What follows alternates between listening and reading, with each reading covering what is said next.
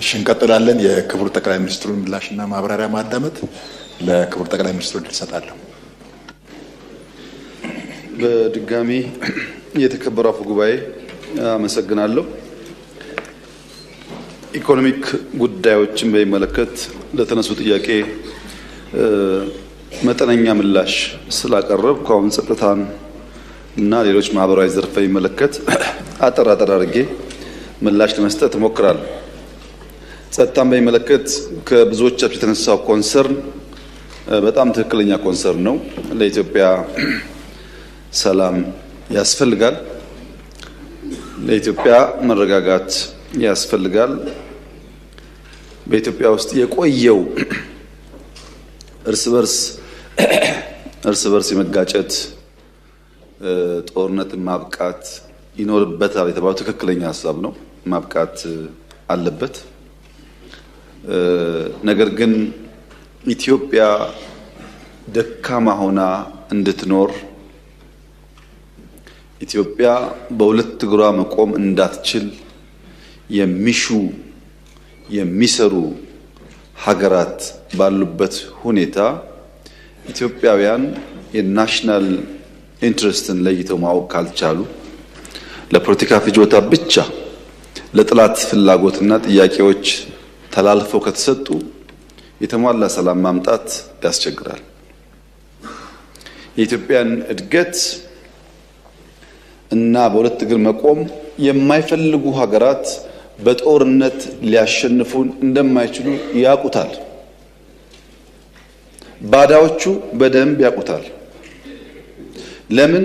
የኢትዮጵያን አቅም ላኪው ያውቀዋል፣ ተላላኪው ግን ይጓጓል። በተነገረው ቁጥር ዘሎ እዚህ የሚመጣ ስለሚመስለው ይጓጓል። ጉጉት የወለደው በሽታ ነው። እየተላከ እንደሆነ ያውቃል። በራሱ ዓላማ ላይ እንዳልቆመ ያውቃል። እሱ የያዘውን ሐሳብ ይዞ ቢመጣ ለውጥ እንደማያመጣ ያውቃል። ግን ጉጉት ይይዘዋል። ባለፈውም ብያለሁ፣ ኢትዮጵያ ውስጥ የሆነን ሰፈር እገነጥላለሁ የሚልም እጠቀልላለሁ የሚልም ገቢር ነበብ አይደለም። ኢትዮጵያ ለመገንጠልም ለመጠቅለልም አትመችም። በተግባር ኢትዮጵያን ካለማወቅ፣ በቅጡ የኢትዮጵያን ባህል ካለማወቅ እና እንደው በጉጉትና መሻት ብቻ የሚጋልቡ ፈረሶች የነሱን ፍላጎት ለማሳካት ቀላል መንገድ ይመስላቸው ከጠላት ጋር ማበር ነው። ብዙዎቹን ካያችሁ ግን ሲባል ሰምቶ ነው። መገንጠል የሚለውም ሲባል ሰምቶ ነው። ማን እንደሚገነጥልም አያውቅም። መጠቅለል የሚያስበውም ሲባል ሰምቶ ነው። እንኳን ለመጠቅለል አክብሮ ለመኖርም በጣም ከባድ ጊዜ እንደሆነ አይገባውም። ሲባል ሰምቶ ነው። ይሄ ችግር ባለበት የተሟላ ሰላም ማምጣት የራሱ ውጣ ውረድ አለው። ከታሪክ መማር ቢቻል ኖሮ በድፍን አፍሪካ የመሳሪያ አፈሙስ ይዘው መንግስታትን ተቃርነው ተዋግተው አሸንፈው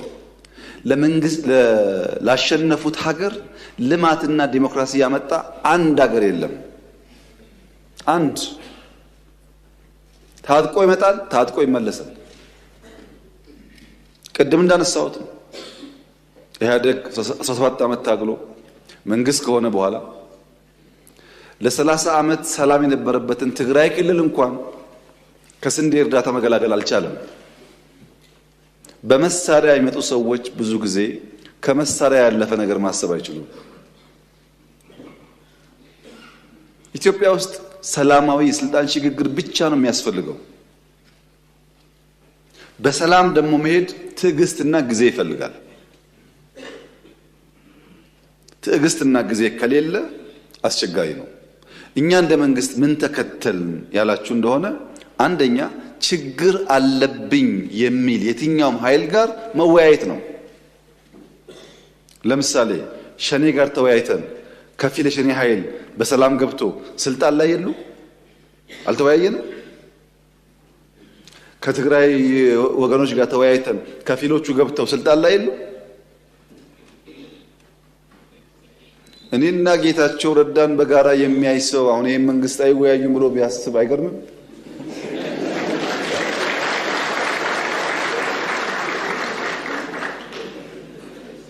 ሰው ሊስት ይችላል። የግል ጉዳይ አይደለም። በእኔና በኤክስ በእኔና በዋይ መካከል የግል ጉዳይ አይደለም፣ የሀገር ጉዳይ ነው። በሀገር ፍላጎት እስከተግባባን ድረስ የግሉን ቸል ማለት ያስፈልጋል ብለን ስለምናምን ነው እንጂ የለም እኮ እንደዚህ አይነት ባህል። አሁን እኛ የምናደርገው ባህል እኮ አናውቀውም። ካሸነፍክ ነው። መወያየት ያስፈልጋል። ሸኔዎቹ ጋስ የአማራውም ሸኔ የኦሮሚያውም ሸኔ የአማራውም ሸለቆ አባይ የኦሮሚያውም ሸለቆ አባይ ተወያይቶ የመጣውን ተቀብለናል። ተላላኪ ናቸው እነዚህ፣ ግን ዓላማ የላቸውም። ታገልኩለት የሚሉትን ህዝብ እየገደሉ ልማት እያደናቀፉ ማዳበሪያ እንዲሄድ እያደረጉ ታገልኩልህ ማለት ምን ማለት እንደሆነ እናንተ አስቡት። እኛ አሁንም ክፍት ነው ለመወያየት። ማንም ሰው በሰላማዊ መንገድ ህግና ስርዓት አክብሮ ይመጣ ከሆነ ለመታረቅ አይደለም አብረን ለመስራት ዝግጁ ነን። አሳይተናል 2-3 ጊዜ። ገና እኮ ይሄ ለውጥ መጥቶ በማግስቱ ሁላችሁም ግቡ አይደል እንዴ ያልነው? ማን ቀረ ከዓለም? ሁሉም ገቡ እኮ። ከገቡት ውስጥ ልብ የገዙት እድሜያቸው የገባቸው ሰክነው እየሰሩ ነው። ማርጀታቸውን ያላወቁና ጊዜ እንዳለፈባቸው ያልተገነዘቡስ ወደ ለመሩት ሄደዋል። መላክ የለመደ መላክ ይችላል። ሁለተኛ ነባር ችግሮች አሉ በእኛ ውይይት የማይፈቱ። ከሸኔዎች ጋር ብንወያይ የማይፈታ ውይይት አለ። ኢንክሉሲቭ ናሽናል ዲያሎግ እናርግ። ችግር ካለ እንደ ሀገር እንምከርና እንፍታ። ህገ መንግስት ይቀደድ፣ ባንዲራ ይቀደድ፣ ኢትዮጵያ ትቀደድ የምትሉ ሰዎች በእናንተ ፍላጎት ማድረግ አንችልም። እንወያይ፣ ህዝብ ይወስን ያልናቸው። አንወያይ አላልንም። እንወያይ የሚባል ሐሳብ ኢንክሉሲቭ ናሽናል ዲያሎግ በኢትዮጵያ ውስጥ የመጀመሪያው እኛ የደፈር ነው። በየትኛው ዘመን ነው? በደርግ ዘመን ነው ወይስ በኢህአደግ ዘመን ነው ሲፋለም የነበረ ሰው ታርቆ አመት ሳይሞላው ሚኒስትር የሆነው? አለ እናውቃለን። ኢንክሉሲቭ ናሽናል ዲያሎግ ነባር ችግር ለመፍታት ያግዛል። ሶስተኛውስ ከውይይት ባሻገር በደል አለብን፣ እንደ ህዝብ ተበድለናል፣ በሆነ ዘመን ያለ ስርዓት በድሎናል ለምን ደግሞ የሽግግር ፍትህ እናረጋግጥ። ይቅርታ ሊሆን ይችላል፣ ካሳ ሊሆን ይችላል። የሽግግር ፍትህ ደግሞ እናረጋግጥ። ለምን ኢትዮጵያ ሰላም ሆና ጸንታ እንድትኖር። የለም ብሎ አራተኛ ደግሞ የታጠቁ ኃይሎች አሉ። እነሱስ በዲዲአር ከሌላ ሀብታችን ሀብት አፍስሰን ስራ ፈጥረን ወደ ሰላማዊ ህይወት እናስገባቸው። ሁሉም በር ክፍት ነው። ወያያለው ላለው ከመንግስት ጋር ችግር የለም፣ እኛ ዝግጁ ነን። ብዙዎቹም እኮ ይወያያሉ፣ ባይዘው አሁን ሽፍታ ናቸው እንጂ ይወያያሉ፣ ይጠይቃሉ፣ ይነጋገራሉ። ሲነጋገሩ ግን የሚያሳዝነው ጉዳይ ብዙዎች በውጭ ያሉና አዲስ አበባ ያሉ አንዳንዴ ታረቁ የሚሉን ሰዎች ሊታረቅ የሚፈልገውን ኃይል ወየውልህ ታርቀህ ደግሞ ይላሉ። የሚደራደረውን አትደራደር ደግሞ ይላሉ። ለምን? በዚሁ አጀንዳ የመቆየት ፍላጎት ስላለ። በእኛ በኩል ስንጀምር ሁሉ ጋብዘናል። ኦነጉንም ግንቦት ሰባቱንም ኢህአፓ የሚባል ፓርቲ ከመጣው በእኛ ዘመን እኮ ነው። ኢህአፓ እኮ አይፈቀድለትም ኢትዮጵያ ውስጥ፣ እኛን የጋበዝ ነው። አሁንም ለሰላማዊ ትግል በራችን ክፍት ነው። ለምን? ካልተደመርን በስተቀር ኢትዮጵያውያን ካልተጋገዝን በቀር የኢትዮጵያን ችግር ባጠረ ጊዜ ልንፈታ አንችልም። ሁሉ ሶሉሽን በእጁ ያለ አንድ ኃይል የለም፣ ትብብር ይፈልጋል። ይሄን ደግሞ በመደመር በግልጽ እንዳስቀመጥ ነው። አንድ መምህር ተማሪዎቹን ሰብስቦ ፊኛ ላይ ስማችሁን ጻፉ አላቸው። ስማቸውን ከጻፉ በኋላ ፊኛውን ንፉት አላቸው፣ እሰሩ አላቸው፣ ልቀቁ አላቸው። ከዚያ ከተወሰነ ደቂቃ በኋላ እያንዳንዱ ፊኛ የለቀቀው ተማሪ የራሱ ስም ያለበትን ፊኛ ይያዛል። በርከት ያለ ሰው ነው። ፊኛው ተለቋል። አንዱ ሲይዝ ስሙ አይደለም ሲለቀው፣ አንዱ ሲይዝ ስሙ አይደለም ሲለቀው፣ ሲጫጫሁ 5 ደቂቃ አንድም ሳላገኘም ስሙን። አሁን ደግሞ ረፉ አላቸው። ፊኛው ይለቀቃል። ያገኘ ሰው ፊኛውን ከያዘ በኋላ ስሙን ያንብብ። ስሙ አቶ ታገሰ የሚል ከሆነ ለስታቸው ስጣቸው፣ አትወርውረዋል። ሁሉም ፊኛ ያዘ፣ ስም አነበበ፣ ለሚገባው ሰው ሰጠ። በአንድ ደቂቃ ውስጥ ሁሉም ፊኛ ስሙን አገኘ። መደመር እንደሱ ነው። ስትተባበር ውስብስብ ችግሮች ይፈታሉ። ለዚያ ነው ፕሮፌሰር ብርሃኑ ነጋ የትምህርት ሚኒስቴር ሆኖ የሚሰሩት። ለዛ ነው አቶ ጌታቸው የሚሰሩት። ለዛ ነው። ካልተደመርን አያዋጣም። እነዚህ ሰዎች አስፈላጊ ናቸው። እውቀት አላቸው፣ ብቃት አላቸው፣ ጠቃሚ ናቸው። የነሱ እሳቤ ከኛ ጋር ስለማይሄድ ብቻ ከምንተዋቸው በሚያስፈልጋቸው ቦታ ብንተባበር ለኢትዮጵያ ይበጃል ነው። ለግል አይደለም ጉዳዩ፣ ለግል ጥቅም አይደለም። እና ኢትዮጵያ ውስጥ ሰላማዊ ትግል ማድረግ ለሚፈልግ ሰው በሩ ክፍት ነው። የተገደበ ፓርቲ የለም። በኢህአደግ ዘመን ቢሆን ደርግ ከሆንክ ኢሰፓ ከሆንክ አትችልም፣ ኢህአፓ ከሆንክ አትችልም የሚል ህግ አለ። በእኛ እኮ የለም። ኢሰፓሙን ደርግ በሐሳብ ካልክ ክፍት ነው መድረኩ፣ ክልከላ የለም። የሚከለከል ፓርቲ የሚከለከል ሐሳብ የለም። የሐሳብ ፖለቲካ መድረኩ ክፍት ነው። ችግር የሆነው ሐሳብ ጠፋ።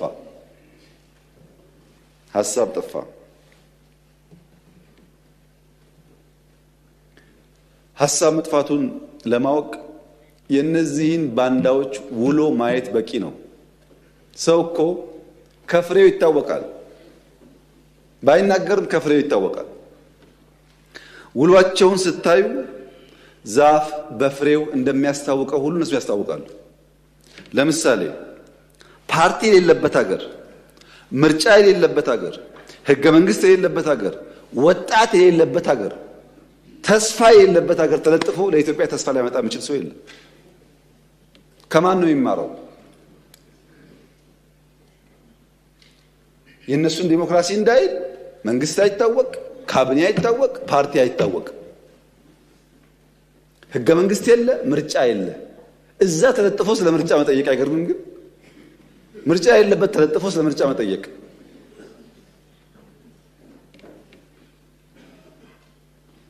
ኢትዮጵያ ሲያምርባት አይኑ የሚቀላ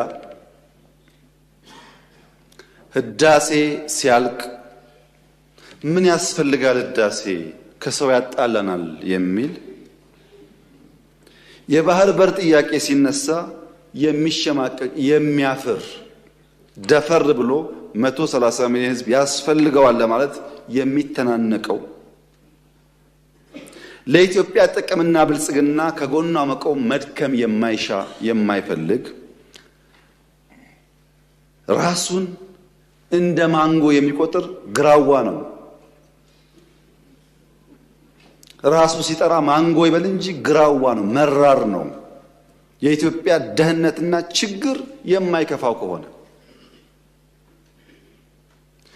ራስን በጠራህበት መንገድ ብቻ ሳይሆን በፍሬ ትታወቃለህ። እኛ ልክ በፍሬያችን የምንታወቀው ማለት ነው። በከተማ ኮሪደር፣ በገጠር ኮሪደር፣ በስንዴ እርሻ፣ በግሪን ሌጋሲ እንደምንታወቀው አናውቅም ካላችሁ ጠይቁ። ዩኤንን በስንዴ ሸልሞናል፣ በግሪን ሌጋሲ ሸልሞናል።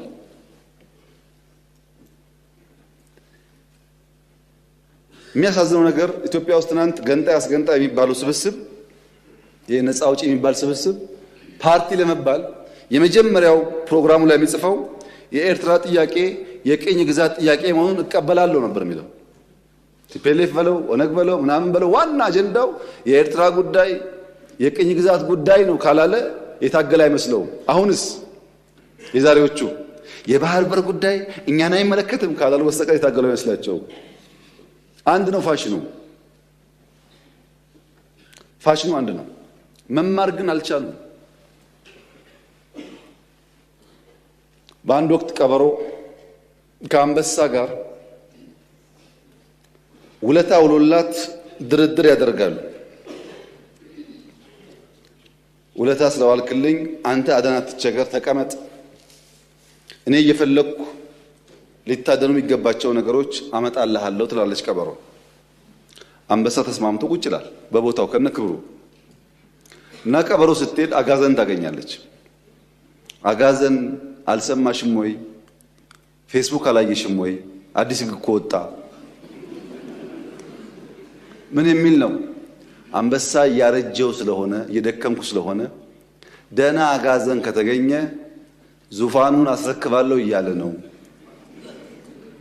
እና ፈልጌ አጣሁሽ የት ነበርሽ ትላታለች። አጋዘን ደንግጣ እውነትሽን ነው? መቼም ስልጣን የማይፈልግ የለም። እውነትሽን ነው ትላታለች። አዎ በእኔ እንሂድ ላሳይሽ። ልክ አንበሳ ጋር ሲደርሱ ያውልሽ እና አነጋግሪው ትላታለች። አጋዘን አገር ሰላም ነው ብላ ልታናገር ስትሄድ አንበሳው አፈፍ ሲያረጋት ግጭት ይፈጠርና በግድ ታመልጣለች። ግን አንድ ቀንዷ ይሰበራል።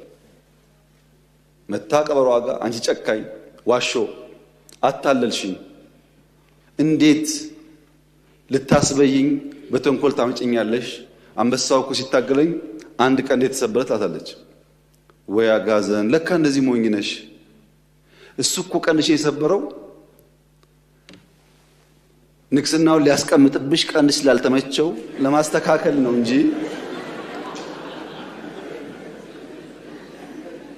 ለክፋት አይደለም። ተሸውደሻል አለቻት። ነው እንዴ ብላ ትጓጓች። ስልጣን አጓጓል። ሰውን እየገደለ ያለው ጉጉት ነው መቼም።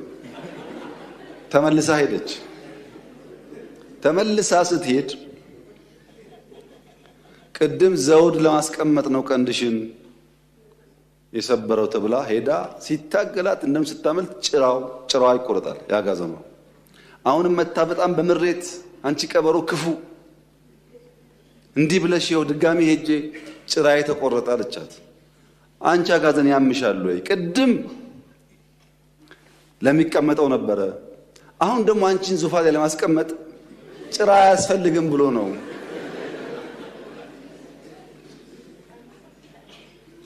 አልገባሽም አለቻት። አሁንም ስልጣን ያጓጓል። ተመልሳ ሄደች እና ያዛት፣ ገደላት። ከገደላት በኋላ ቀበሮን ጠራና ሞታለች፣ እዛ ድረስ ቤት እስክመጣ በልተሽ እያንዳንዱን ፓርት በልተሽ ጠብቂ፣ ስመለስ ምሳዬ እበላለሁ ይላል። እና አንበሳው ይሄዳል። ቀበሮዋ በልታ አስቀምጣ አንበሳው ሲመለስ ሲያይ የአጋዘኗ ራስ የለም። አንቺ ቀበሮ ሌባ ሁሉን አስቀምጠሻል፣ የት አለ ራሱ አላት። ወይ አንበሳ ራስ ቢኖራት ኖሮ 3 ጊዜ ስልካት ትመላለስ ነበር። ወይ ጭንቅላት ችግር ነው የሚያመላልሳት አለች ቀበሮ ይባላል። እና የኤርትራ ጥያቄ የቅኝ ግዛት ነው ብሎ አሁን የባህር ጥያቄ አይገባኝ የሚለው ከዚህ አጋዘን የማይሻል ነው ማለት ነው። ያልገባው ጭንቅላት የሌለው ነው ማለት ነው። ጊዜ የማያስተምረው ነው ማለት ነው።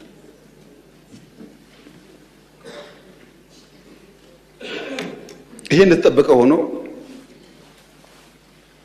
ሰላም ያስፈልጋል ላላችሁት ያስፈልጋል። ከዚህ ቀደም ብያችኋለሁ። አሁንም እስቲ 10 ሰው አይደለም 1 ሰው አምጡ፣ አነጋግራችሁ አምጡና እኛም ቢስል ጠይቁን። እየገባ ነው በየቀኑ እኮ 10ም 20ም 100ም እየገባ ነው። ግን እናንተም ካለ አምጡ። እኛ የምንፈልገው ሰላም ነው። ፕሪቶሪያን በሚመለከት ፕሪቶሪያ እንኳን ትንሽ ግራ እያጋባኝ መጥቷል። ራሱ ቃሉ ፕሪቶሪያን አውቀዋለሁ፣ የተማርኩት እዛ ነበረ። ግን ማቀው ከተማ መሆኑን ጠፍቶብኛል። አሁን ፕሪቶሪያ ሲባል ግራ እየገባኝ መጣ። በአማርኛ የወለደችው እያለች ያቀፈችው እናት ነኝ አለች እንደሚባለው ማለት ነው። ፕሪቶሪያ የተደራደር ነው ከጀነራል ጻድቃን ጋር ነው፣ ከጌታቸው ረዳ ጋር ነው፣ ከአሰፋ ብርሃ ጋር ነው። ዋነኛ ተደራዳሪ በትግራይ ወገን ጻድቃን፣ ጌታቸውና አሰፋ፣ ሌሎች ሰዎች ይኖራሉ። ዋናዎቹ ግን እነዚህ ናቸው ፈራሚዎቹ። በእኛም ወገን ይታወቃሉ። እነሱ ስጠይቃቸው ያሉኝ ነገር አለ። በስፍራው ያልነበሩ ሰዎች፣ አንዳንዶች ፕሪቶሪያን የማያውቁ ሰዎች ደግሞ ፕሪቶሪያን እናስከብር ይላሉ። አሁን እና የወለደችው እያለች የታቀፈችው እናት ልሆናለች የሚለው ነገር እሱ ነው። ፕሪቶሪያ ስምምነቱ አንደኛ ቲፒኤልኤፍ ህጋዊ ምርጫ አላደረገም። ህገ መንግስት ጥሶ ነው ያካሄደውና ያን የጨበራ ምርጫ ይሰርዝ። እሺ ይሰርዛለሁ። ሁለተኛ በዚያ ምርጫ ሲያበያ የተቋቋመው መንግስት ይፍረስ፣ ህጋዊ መንግስት አይደለም። ምክር ቤቱ ይበተን፣ ህጋዊ ምክር ቤት አይደለም። ሶስተኛ ከሁሉ የተውጣጣ መንግስት ይመረጥ ማለት ትራንዚሽናል ገቨርንመንት ይቋቋም። ቀጥሎስ በህዝብ የተመረጠ መንግስትና ህገ መንግስት አከብራለሁኝ። እዚህ ያለው ጠቅላይ ሚኒስትር ነው ተመርጧል። እዛ ያለው ፕሬዝዳንት ግን ይወርዳል ነው ስምምነቱ። የታጠቀስ በዲዲአር ይፈታል ትጥቅም እንጂ መሳሪያ መደበቅ አልተስማማንም። ማሰልጠን ማስመረቅ አልተስማማንም። ስምምነቱ የታጠቀው ያስረክባል እንጂ መሳሪያ ደብቆ ማስቀመጥ ወይም በኮንትሮባንድ ለመግዛት መሞከር የሚል ስምምነት ላይ አልነበረም። የተፈናቀሉስ ይመለሱ ወደ ቀያቸው። ልክ ራያ ላይ እንደመለስ ነው፣ ጸለምት ላይ እንደመለስ ነው፣ ወልቃይትም መመለስ አለበት። ይሄ የመንግስት ጽኑ አቋም ነው። ይመለሱ።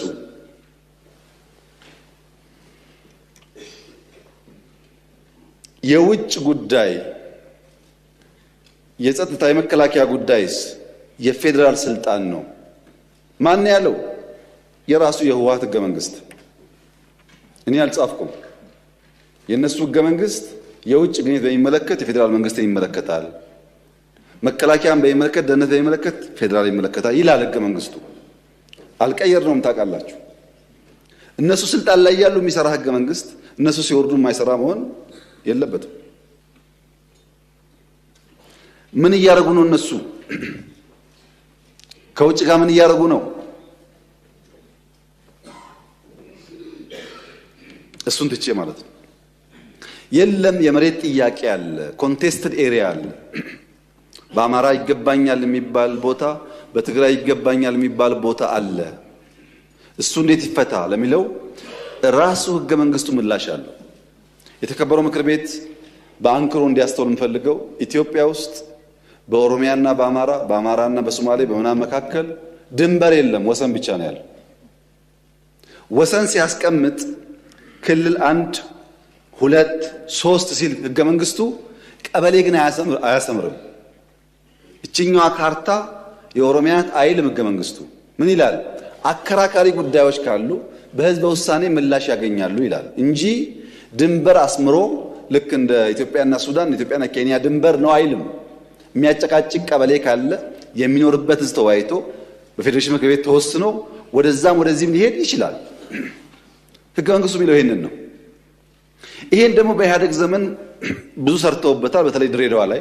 ድሬዳዋ የኦሮሚያ ክልል አካል ነበረ በህገ መንግስቱ።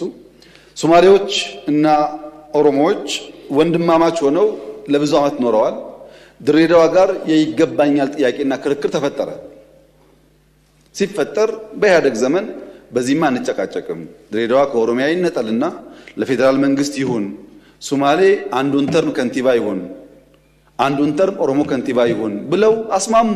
ይሄ ግን ህገ መንግስት ላይ የለም። ከዚያ በኋላ ድሬዳዋ ሶማሌና ኦሮሞዎች በሰላም እየኖሩ ነው። በጣም ጥሩ። ሰላም እስካመጣ ጊዜ ድረስ ችግር የለው። አሁን በሶማሌና በኦሮሚያ መካከል የብዙ ቀበሌዎች ጥያቄ አለ። ብዙ በሲዳማና ወላይታ መካከል አለ ጥያቄ። በአፋርና ሶማሌ መካከል ጥያቄ አለ። ዩኒክ አይደለም። ወልቃይት ላይ ጥያቄ ዩኒክ አይደለም። ሁሉም ጋር ጥያቄ አለ። ሁሉም ጋር የሚፈታው ግን በሰላማዊ መንገድ ህዝቡ ቦታው አርፎ በህዝብ ውሳኔ መሆን አለበት ነው።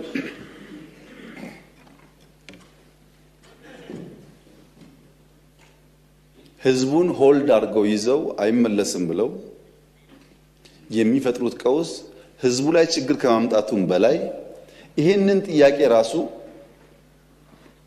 በሚያስቡት መንገድም ቢሆን ላለማሳካት እንቅፋት ይሆንባቸዋል።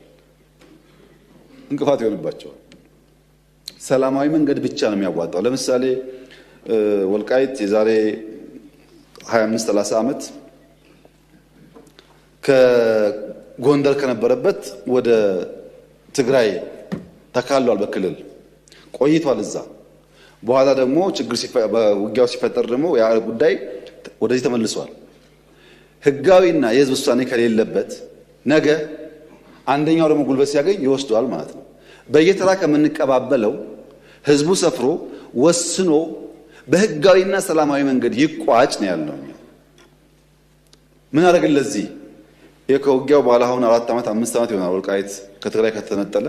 እስካሁን እኮ የኢትዮጵያ ፌዴራል መንግስት ለወልቃይት በጀት አይሰጥም እስከዛሬ። ይሄ ትክክል አይደለም። ህዝቡ እየኖረ መምህር እያስተማረ ጤና ሰው እያከመ በጀት አልቦ ዞኑን ማስቀመጥ ትክክል አይደለም። ህግ ለማክበር ሲባል ነው የተደረገው እንጂ ትክክል አይደለም። በጀት የላቸውም። ለምን? ከትግራይ ጋር ተነጋግረን ስላልፈታ ነው። እኛ አሁን ያለን አቋም የወልቃይት ጉዳይም ይሁን በጎንደርም ጥያቄ ያለው ሰው ይሁን በአዲስ አበባም ጥያቄ ያለው ሰው ይሁን ኢትዮጵያዊ እስከሆነ ድረስ ተነጋግረን በሰላማዊ መንገድ በህዝበ ውሳኔ መልስ ሊያገኝ ይችላል። ለዚህ መዋጋት አያስፈልገንም። ግጭት አያስፈልገንም። ህዝብ ማስቸገር አያስፈልገንም። የኛ አቋም እሱ ነው። ይሄን የተግባባ ነው። ፕሪቶሪያ ላይ ሰርቪስሳ ተቋርጦ ነበር። ታስታውሱ ከሆነ ባንክ አልነበረም ትግራይ፣ መብራት የለም፣ ቴሌ የለም፣ በረራ የለም። ይሄን ደግሞ ፌዴራል መንግስት ይመልስ ነበረ። ስልክም መለስን፣ ባንክም መለስን። አክሱም ኤርፖርት እነሱ አፈራርሰው ሄደው ነበር። ጠግነን በረራ ጀመር፣ መቀሌ ጀመር፣ ኢንዱስትሪዎች የሚጎላቸውን አሟልተን ብዙዎቹ ስራ አስጀምር። በጣም በርካታ የወደሙ ሀብቶች መልሰን ስራ እንጀምሩ አደረግን። እዚህ ጋር አንድ የሚጋነን ነገር አለ። የትግራይ ውጊያ በሚመለከት ተጋኖ የሚነሳ ነገር አለ። ባይዘው ትግራይ ላይ ያደረግነው ውጊያ ወለጋ ካደረግነው ውጊያ አንጻር ሲታይ በጣም ትንሽ ነው። እንዳይጋነን ማለት ነው። መጀመሪያ ላይ ሰሜን ሲጠጋ 3 ሳምንት ተዋጋን፣ መቀሌ ያዝን። 8 ወር ቆየን። ትግራይ ለቀን ስንወጣ ከራያ እስከ ከሚሴ ሰሜን ሸዋ ድረስ ተዋጋን። የት? አማራ ክልል ውስጥ። ከዛስ ተዋግተን ነው መለስናቸው ወደ ድንበራቸው። ከዛስ ትግራይ ውጊያ አልነበረም። ሶስተኛ ዙር አጠቁን። 2-3 ሳምንት አዲግራት ደረስን። መቀሌ ልንገባ ስንል ተፈረመ ስምምነቱ፣ ጠቅልለው ወጣል። በድምሩ በትግራይ ምድር ውስጥ የነበረው ውጊያ ቢበዛ የ2 ወር ዕድሜ ነው ያለው። አንዳንዴ በሰላም የቆየንባቸው ጊዜም ተደማምሮ ሁል ጊዜ ውጊያ ውስጥ እንዳለን የሚያስቡ ሰዎች አሉ። እንደዛ አይደለም፣ ጥቂት ነው። አማራ ክልል ገብተው እስከወጡበት ጊዜ ያለው ቢቆጠር ያን ሊያክል ይችላል።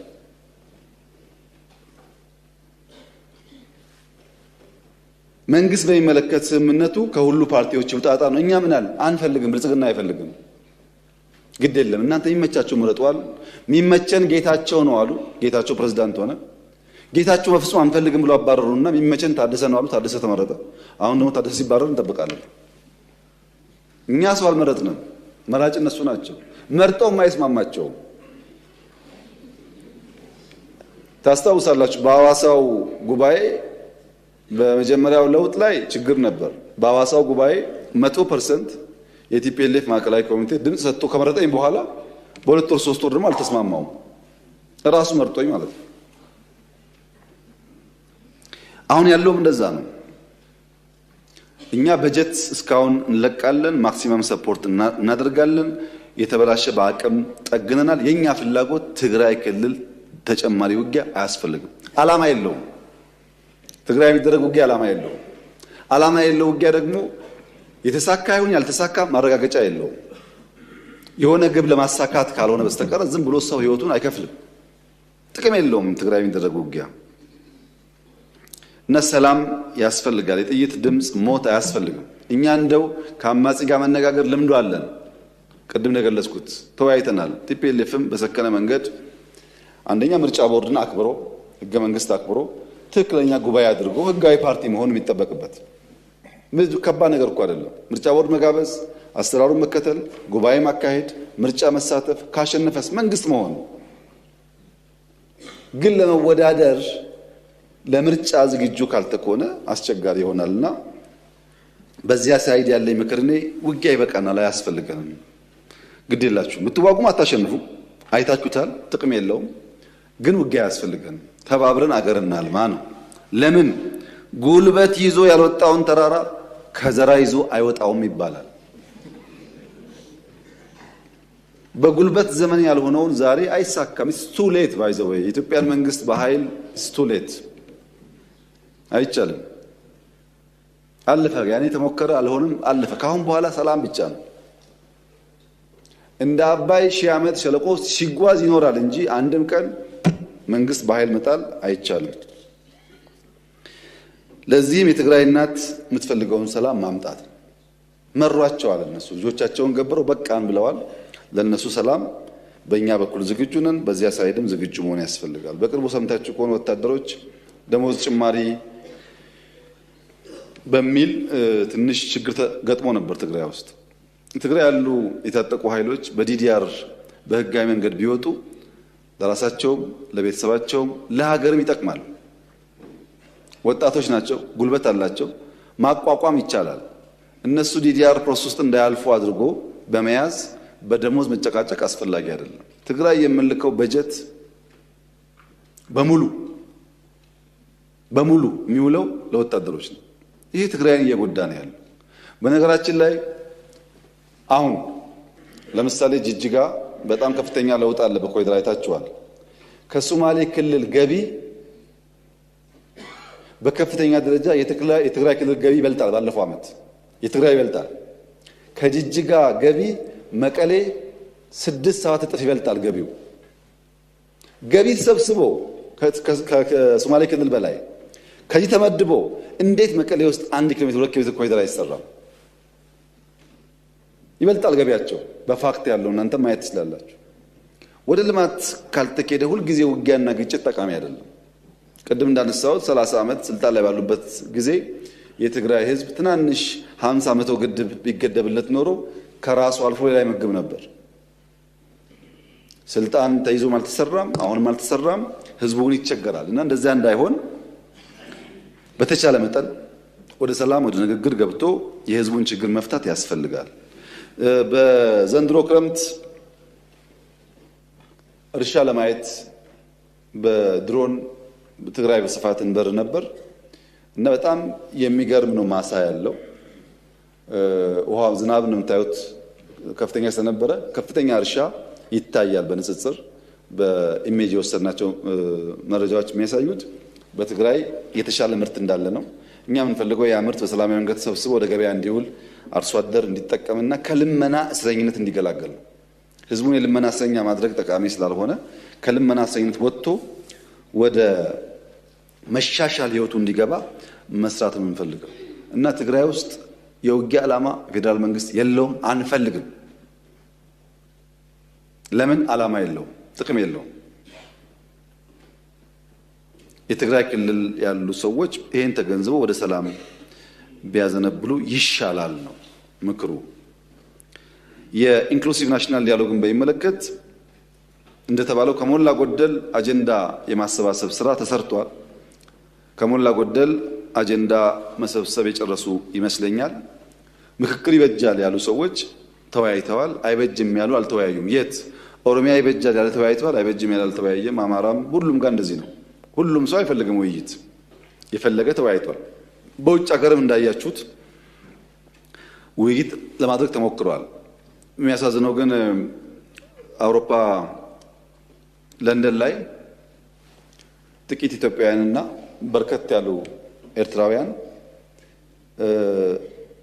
ምክክሩ አያስፈልግም ብሎ ሰልፍ ወጥቶ ነበር እና ኤርትራውያን በእኛ ጉዳይ ያን ያክል ኮንሰርን ሆነው መውጣታቸውን እያመሰገንኩ ንግግሩ መጀመሪያ ግን በእናንተ ቤት ብትጀምሩት የእኛን ሰልፍ ከማጀብ የእናንተን ቤት ማየት አይሻልም ወይ ማለት እፈልጋለሁ እና በየቦታው ተመሳስሎ ሙከራዎች ስለሚደረጉ ውይይቱ ጠቃሚ ነው። በጣም በርካታ መረጃዎች ተገኝተውበታል፣ አጀንዳ ተገኝቷል፣ ኤክስትሪም ቶቶች ታይተውበታል። ይሄ ግን አፕሮቹ ምንድነው? መጀመሪያ አጀንዳ ይሰበሰባል፣ ከዚያ ነው ውይይት ቢደረግበት። ውይይት ተደርጎ ከዚያ ውስጥ የተስማማንበት ያልፋል፣ ያልተስማማንበት ደግሞ በአሰራሩ መሰረት የሚታይ ይሆናል። ይሄ ፕሮሰስ ጋር አልደረስም። እስካሁን ያለው አጀንዳ ማሰባሰብ ነው። ይሄ ከምርጫ ጋር ያለው ትስስር ምንም ኢንክሉሲቭ ናሽናል ዲያሎግ ያለን ስርዓት የሚያፈርስ አይደለም፣ ያለን ስርዓት የሚያጠናክር ነው እንጂ ምርጫን የሚያስቆም በጀት የሚያስቆም የወታደር እንቅስቃሴ የሚያስቆም ዲያሎግ አንፈልግም። መንግስት እንደ መንግስት ፈንክሽን ያደረገ ግብአት ያለው ሀሳቦች ይመጣሉ አልን እንጂ መንግስት ስራውን አቁሞ ምርጫ አቁሞ በጀት ማጽደቅ አቁሞ ፓርላማ በትኖ አላልንም። እና ከዛ በፊት ካለቀ እሰየው ግብዓት እንወስዳለን፣ ከዛ በኋላ ካለቀም እሰየው ግብዓት እንወስዳለን እንጂ ምርጫን የሚረብሽ ነገር ከንግግሩ ጋር የሚፈጠር አይመስለኝም። የምርጫ ስርዓቱ ላይ የሚያመጣው ለውጥ ደግሞ ካለስ ከምርጫ በፊት ከታየ ያኔ ይታያል፣ ከምርጫ በኋላ ከታየ ደግሞ ያኔ በሚወሰነው መንገድ የሚታይ ይሆናል። ምርጫ ግን ጊዜውን ጠብቆ የሚፈጸም ይሆናል። እዛው ላይ ያለን አንዳንድ ፍላጎቶች አሉ። እንትን ቦታ ወረዳ ላይ 3 ሽፍታ ስላለ ምርጫ አይካሄድም፣ እዛ ቦታ ኤርትራ ምርጫ ባይደረግ እያለች ስለሆነ ምርጫ አይደረግም ምናምን ብሎ የሚያስቡ ሰዎች አሉ። ምርጫ ይደረጋል። ምርጫ ለማድረግ ደግሞ መንግስት በቂ አቅም አለው። ምርጫ እንደ ውይይት ነው፣ የፍላጎት ጉዳይ ነው። ሀሳብ አለኝ ፈልጋለሁ ያለ ሰው መሳተፍ ይችላል። እርግጠኛ ሆኜ የምነግራችሁ 6ኛው ሀገራዊ ምርጫ እስካሁን ከነበረ ምርጫ የተሻለ ነው። ድፍን ኢትዮጵያ ሕዝብ ያውቀዋል። 7ኛው ደግሞ ይሻላል። ይሄ ምክር ቤትም አሁን ያለው መልክ አይኖረውም ብዬ ነው ያስባለሁ። ብዙ ድምጾች የሚገቡበት እንደሚሆን ተስፋ አደርጋለሁ። ያ ያስፈልጋል። ዴሞክራሲያዊ ምርጫ ማካሄድ አለብን። ሌላ ድምጽ ለመስማት ኦፕን መሆን አለብን። እንደ መንግስትም እንደ ፓርቲም አማራጭ ድምጾች የሌሉበት ምክር ቤት አይፈይድም፣ አይጠቅመንም። ያ እንደተጠበቀ ሆኖ እነሱ ሱፋቸው ስላልታጠበ ስላልተተኮሰ ምርጫ የሚቀር የሚመስላቸው ሰዎች ደግሞ ሞኞች ናቸው። እንደዛ አይደለም። ምርጫ ይካሄዳል እና ምርጫ ሳይደረግ ቀርቶ በማግስቱ ለጅትሜት ያለ መንግስት የሽግግር መንግስት እንላለን ብለው የሚቃዡ ቅዠታሞች አሉ። ግን እንደዛ አይደለም። ምርጫ ይካሄዳል። ጊዜ እንዳያመልጣችሁ ተዘጋጁና ተወዳደሩ። ምርጫ ለማድረግ እንኳን ዘንድሮ ባለፈው ምርጫ አካሄደናል እኮ እየተዋጋን እንኳን በባለፈው ምርጫ በ92 እኮ ኤርትራ ጋር እየተዋጋ ምርጫ አካሄደናል። እና ምን ለምርጫ ደግሞ ይሄ ሁሉ ልማትም ያለማ መንግስት አሁን ለምርጫ ይቸገራል። እና እንደዛ አታስቡ፣ አትሞኙ፣ አትሸወዱ። ጠንከር ብላችሁ ወደ ምርጫ ግቡ። ደግሞ እንድታሸንፉ እንዲቀናችሁም ደግሞ ምኞቴ ነው። በተቻለ መጠን የኛ ፓርቲ አባላት ግን የዘንድሮ ምርጫ ዴሞክራሲያዊ እንዲሆን ብቻ ሳይሆን ልዩ ልዩ ድምጾች እንዲሰሙ በኃላፊነት እንሰራለን። እኛ የጠቅልሎ የመውሰድ ፍላጎት እኛ ጋር የለም። በመደመር ነው ሁሉ ነገር የሚሆነው፣ ፓርላማውም ካቢኔው ማለት ነው። እና በዛ መንገድ እንሰራለን። እና ብዙ ሰማለሁ አንዳንዶች 30 ዓመት በኢትዮጵያ ፖለቲካ ተሳትፎ የማያውቁ እኛ እድል ሰጥተናቸው ከገቡ በኋላ ምርጫ እንደማይደረግ የሚያስቡ እንዳሉ እናውቃለን። ወደ መጡበት ይመለሳሉ እንጂ ምርጫው ይቀጥላል። እና እንደዛ መጠበቅ ጥሩ አይደለም። ምርጫን በዚህ ማየት ጥሩ ነው፣ በዘጋጀት ጥሩ ነው። እንደ ፓርቲ እንዘጋጃለን፣ እንደ መንግስት እንዘጋጃለን። የተሻለ ምርጫ እናካሂዳለን። ኢትዮጵያ ትቀጥላለች ማለት ነው። ይንጠባጠባል፣ እኛ እንቀጥላለን። ለመቀጠል ደግሞ የማንም ይሁንታ አያስፈልገንም። በቂ አቅም አለን። ቅድም በሚያስደንቅ መንገድ አንድ የምክር ቤት አባል እንደገለጹት ዝሆኑ መወጋቱንም በማያስታውስበት ሌቭል ነው ያለው እና ጊዜ ማባከን ጥሩ አይደለም ለዛ ማለት ነው። ፍትህን በሚመለከት የፍትህ ስርዓቱ በአንድ በኩል ነፃነትን ይጠብቅ፣ በሌላ በኩል ደግሞ ስርዓት እንዲያሻሽል ነው የምንፈልገው። ገብተን ፍርዱን ይሄን ፍረድ ያን አትፍረድ ማለት አንፈልግም። ነፃ ተቋም ነው። ተጠሪነቱ ደግሞ ለኛ ሳይሆን ለእናንተ ነው። ይሄ ተቋም ነፃ መሆኑ እንደተጠበቀ ሆኖ ስርዓት ማሻሻል ላይ ደግሞ ማገዝ እንደ መንግስትም እንደ ምክር ቤትም ያስፈልጋል። ለዚህም በስነ ምግባር ያሉ ችግሮች ለመፍታት የኢንስፔክሽን ስራ ጀምረዋል። ያን ኢንከሬጅ እናደርጋለን፣ እንደግፋለን። አቅም ማነስ እንዳለ አውቀው በኦቶሜሽን የቨርቹዋል ስርዓት እየዘረጉ ይገኛሉ። ስልጠና እየሰጡ ይገኛሉ። በርካታ ክምችት ስላለ ክምችት ለመቀነስ ጥረት እያደረጉ ነው። በቅርቡም ጉብኝት አድርጌ ነበር። የፍትህ ስርዓት ለማሻሻል በአቃቢ ሕግም በፖሊስም ካለው ጅማሮ ሙከራዎች በተጨማሪ ፍርድ ቤቶች ጥሩ ስራ ጀምረዋል። እሱን ኢንከሬጅ ማድረግ የሚያስፈልግ ይመስለኛል። በዛ አግባብ ብንሄድ ነው የሚያዋጣው። ችግሮች ይኖራሉ ሁሉ ቦታ እንዳሉት፣ ግን ስራ ስለጀመሩ ያን ኢንከሬጅ ያደረግን ብንሄድ የሚያዋጣ ይመስለኛል። ሪፎርም በሚመለከት እንደተባለው ሎ ኢንፎርስመንት ኤጀንሲስ በርካታ ሪፎርም ተሰርቷል። ኢትዮጵያ የተሻለ ቁመና ያላቸው ተቋማት ፈጥራለች። ይሄ የሚታይ ነገር ነው። ብዙ እዛ ውስጥ ጊዜ አላባክንም። ባለፈው ዓመት መጀመሪያ አካባቢ ሲቪል ሰርቪስ ለማሻሻልና አውቶሜትድ ሲስተም ለመፍጠር በሰርቪስ ኤሪያ ያለውን ሮሮ ያለውን ክስ ለመቀነስ እንሰራለን ብያችሁ ነበር። መሶብ የጀመርነው ባለፈው ዓመት ነው። አሁን 18 ጣቢያ ደርሰናል በሀገር ደረጃ። በቅርቡ 3 የሚጨመሩ ይኖራሉ። በዚህ ዓመት 100 ለመድረስ እየሰራን ነው። 100 መሶብ ስቴሽን በየክልሉ በየከተማው ከተስፋፋ ምን ያክል ያለውን ችግር እንደሚቀንስ ደግሞ ያው እናንተም መገመት ትችላላችሁ። መሬት ላይ፣ መታወቂያ ላይ፣ ፓስፖርት ላይ፣ ግብር ላይ፣ ንግድ ፍቃድ ላይ ሰፋፊ ስራ የተሰራ ነው። ከነዚህ ውስጥ እንደው አንዱን ለማንሳት የዛሬ 3 ዓመት ኢትዮጵያ ለፓስፖርት ፈላጊ ዜጎች ፓስፖርት መስጠት የምትችለው 300 ሺህ አይሞላም። ቱ ቢ ኤግዛክት 270 ሺህ ነበር ማቅረብ የምትችለው። በዚህ ዓመት 4 ሚሊዮን ነው የምታቀርበው። 4 ሚሊዮን ማቅረብና 300 ሺህ ማቅረብ ስር ነቀል ሪፎርም ካልተሰራ በስተቀር ሊመጣ አይችልም። የተከበረው ምክር ቤት ኢሚግሬሽን ቢሮአችን ሄዶ ምን ያክል እንደተቀየረ ፕሮፓጋንዳው አይደለም ስራው። ድሮ ፕሮፓጋንዳው ስለሚበልጥ ሰዎች አሁን ያለውን ስራ ማየት ይቸገራሉ።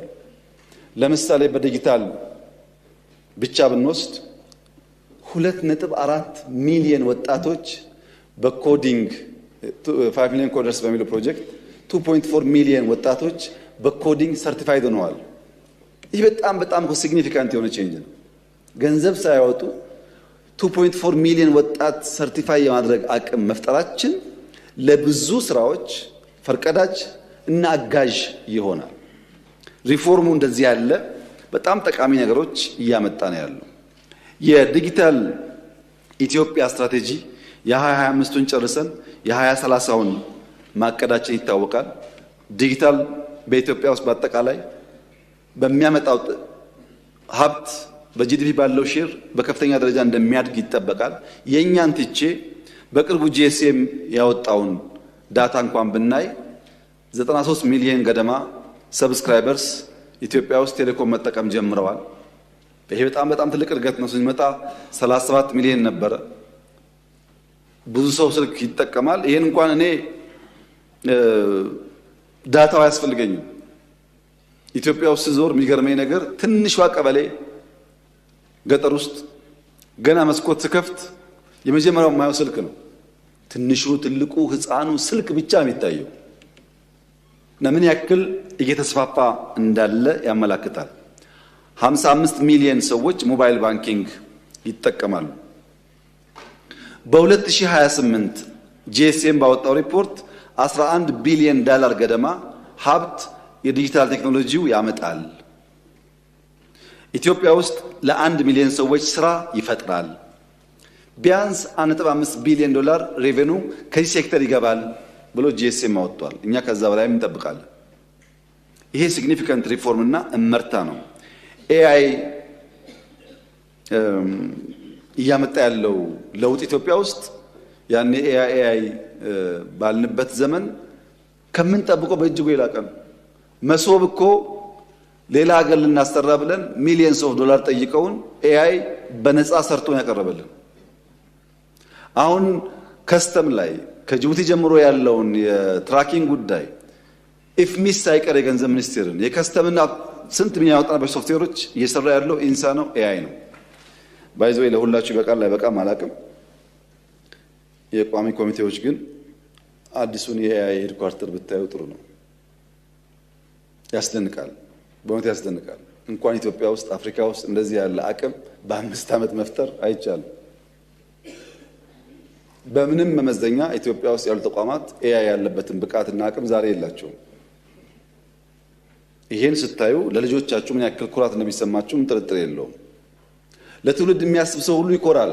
ስለነገ የማያስብ ሰው ላይገባው ይችላል። እነዚህ ሪፎርሞች ኢኮሜርስ ላይ አሁን ዘመን ገበያ በባለፈው ዓመት ባላይታችሁ ከሆነ ምን ያክል ነው ገበያ ያረጋጋው? ዘመን ገበያ ብዙ ስራ ይጠበቅብናል። ገና ጅምር ነው። እኛ ኢኮሜርስ የምናውቀው በአሊባባ ነበር። ኢትዮጵያ በራሱ አቅም የቨርቹዋል ማርኬት ፕሮቫይድ ማድረግ መጀመሯ፣ ስቶክ ማርኬት ላይ የተፈጠረው ኢኮሲስተም አሁን የጀመርነው ስቶክ ማርኬት ስንት ዓመት ከኛ ከቀደሙ ሀገራት ጋር የተስተካከለ ነው ያለው። ኤአይሽ ላይ ያለው ለውጥ በነገራችን ላይ የኢትዮጵያ ሶቨሬን ዌልዝ በአፍሪካ አንደኛው ሶቨሬን ዌልዝ ነው። የተቋቋመው ግን ታውቃላችሁ ስንት ጊዜ እንደሆነ ከፍተኛ ሬቨኑ እያስገባ ነው ያለው እና ሪፎርሞች ኢትዮጵያ ውስጥ እየሰሩ ነው። በኢኮኖሚም ይሁን በፖለቲካም ይሁን በሎ ኢንፎርስመንት ኤጀንሲም ይሁን በሁሉም ሪፎርሞች እየሰሩ ነው። ሪፎርም ግን የሚያም ነገር አለው። ሪፎርም ግን የሚጠይቀው በጣም በርካታ ሀብት አለ። ፍሩቱን ለማየት ደግሞ ጊዜ ይፈልጋል። ለዛ እየታገስን ከሄድን ውጤት እያየን ያለን ይመስለኛል። ትምህርት በሚመለከት ልክ እንደ ኳስ ሜዳው ዋናው ስራ ኤርሊ ቻይልድ ላይ ኢንቨስት ማድረግ ነው። ታች በስፋት እየሰራን ያለ ነው። ለመምህራን ጥራት ስልጠና የተሰጠነ ያለው የቨርቹዋል መማማሪያና የፈተና ስርዓቱም ለውጥ እያመጣ ነው ያለው።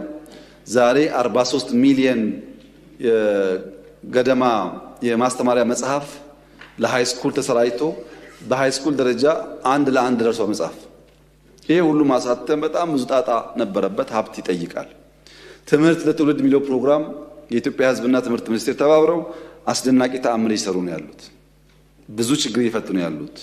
የተማሪዎች ምገባ ቅድም እንዳነሳሁት ነው። በጣም በርካታ ኢንፍራስትራክቸር መገንባት ይኖርብንም። ስታንዳርድ ላይ ከባቢ ማሻሻል ላይ ከፍተኛ ለውጥ አለ። አሁንም አላለቀም እንጂ የተከበረው ምክር ቤት አስተውሎ ከሆነ ትምህርት ቤት እዚህ ጋር ካለ፣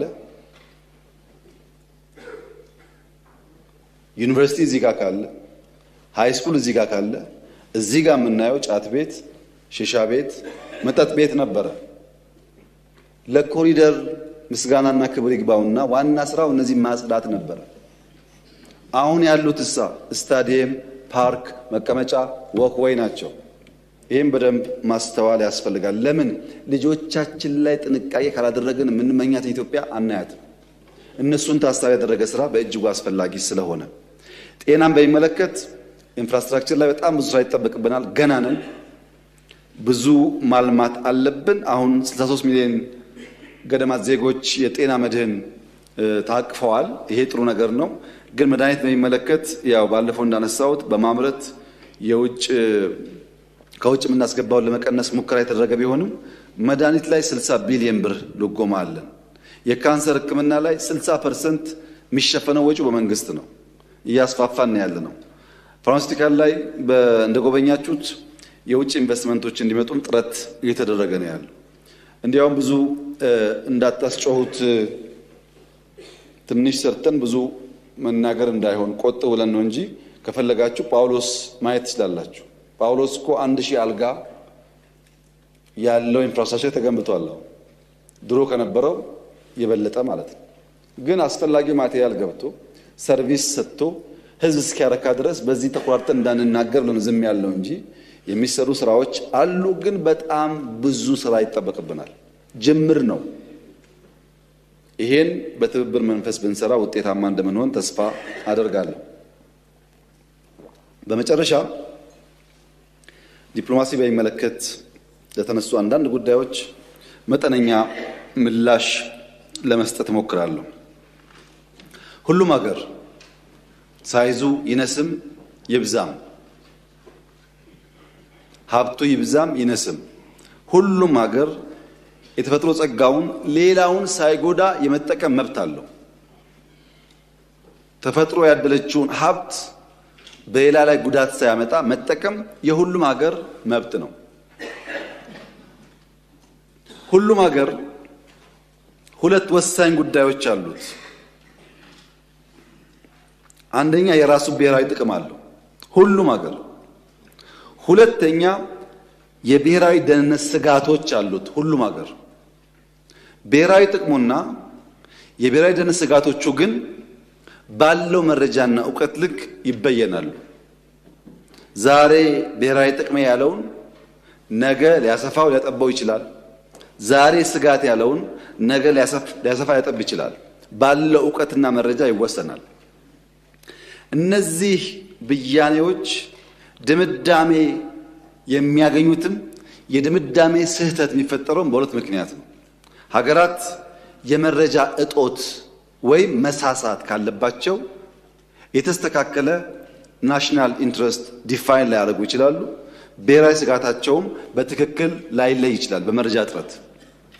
ሁለተኛ ከሐሳብና ሞራል ዝቅጠት የመጣ ከልክ ያለፈ ራስ ወዳድነት ካለም ይሄ ችግር ሊያጋጥም ይችላል።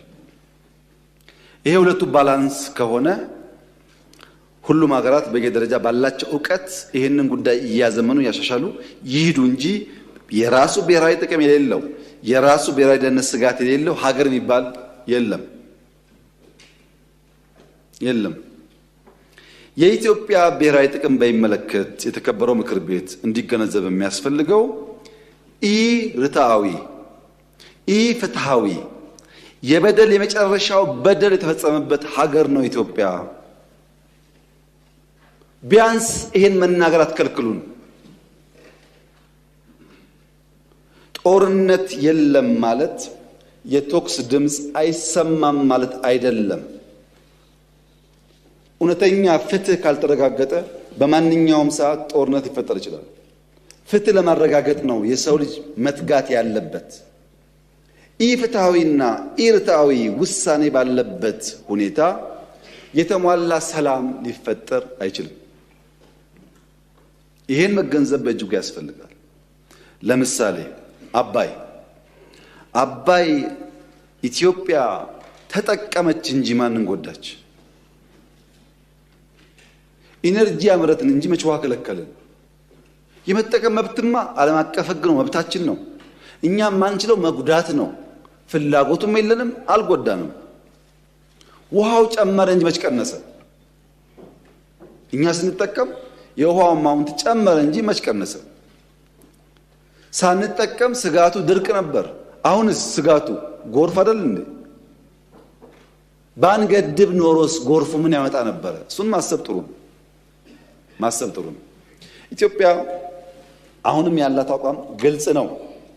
ግብፃውያን ወንድሞቻችን ናቸው።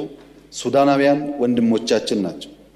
ብንፈልግም ባንፈልግም ከማንም ዓለም በላይ የኑቢያ ስልጣኔና የምስር ስልጣኔ የተቀራረበና የተወራረሰ ነው። ከአክሱም ጀምሮ በኑቢያ በሱዳን ያሉ የድንጋይ ቅርጻ ቅርጾች ግብጽ እስካለው ድረስ የተናበበ ነው። አንድ ህዝብ ነን። ጊዜና ዘመን ያቀያየረው ጉዳይ ቢኖር የሚሻለን መኖዋን የምትሻዋን ላም በቂ መኖ እያቀረቡ በቀጣይነት ማለብ ነው እንጂ ላሟን መኖ ነፍጎ ወተት ለባለ መወከር አያዋጣም። ካልበላች ትነጥፋለች። መኖ እያቀረቡ በቀጣይነት የተሻለ ማለብ ይቻላል። የኔ ፍላጎት የእናንተም ፍላጎት የመላው ኢትዮጵያ ፍላጎት ብዬ የማስበው ኢትዮጵያ፣ ሱዳንና ኢጅፕት ከ300 ሚሊዮን ያላነሰ ህዝብ አላቸው። በጣም ከፍተኛ ቆዳ ስፋት አላቸው። ወጣት ህዝብ አላቸው። በጋራ ብንሰራና ብናመርት ለድፍን አፍሪካ እንበቃለን። በቂ ሀብት አለ። ወርቁም፣ ውሃውም፣ መሬቱም ጉልበቱም አለ። የሚሻለው አብሮ መስራት ነው። ያ ካልሆነስ ያው እንመቀኛኛለን እንጂ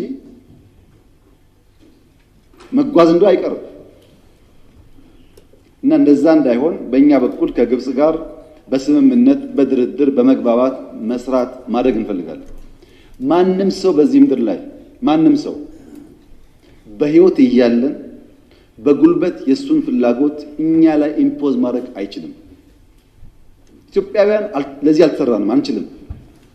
የሚያዋጣው መነጋገር፣ መስማማት፣ በፍቅር በመግባባት ማድረግ ነው። ለዛ ደግሞ ኢትዮጵያ በጣም ዝግጁ ናት። ህዳሴም እንዳያችሁት በረከት ነው ያመጣው። ለሁሉም ምንም ጥፋት የለውም፣ በረከት ብቻ ነው ያመጣው። ወደፊት የሚሰራም ካለ እንደዚሁ ማለት ነው። ሌላውን በሚጎዳ መንገድ አናቅድም፣ አንሰራም። አብረን ለመጠቀም እናቅዳለን፣ አቅም በፈጠረ ደግሞ እናለማለን። ይሄ መጠቀም እንጂ መጉዳት በውስጡ የለበትም ማለት ነው። ቀይ ባህር በሚመለከት መላ ኢትዮጵያ ህዝብ የተከበረው ምክር ቤት በአንክሮ እንዲያይ የምፈልገው ነገር አለ። እኛ የቀይ ባህር ጉዳይ ህጋዊ፣ ታሪካዊ፣ መልክዓ ምድራዊ እና ኢኮኖሚያዊ ጥያቄ ነው ብለን እናምናለን። ይሄ ጥያቄ አንዳንዱ ነገ ካልተመለሰ ይላል፣ አንዳንዱ ነገ እኔ ስመጣ ካልጀመርኩት ይላል። ሁለቱም አያስፈልግም።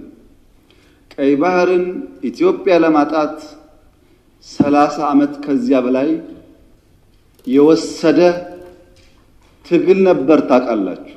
በ30 ዓመት ትግል ውስጥ በብዙዎች ርብርብ ነው ኢትዮጵያ ያጣችው።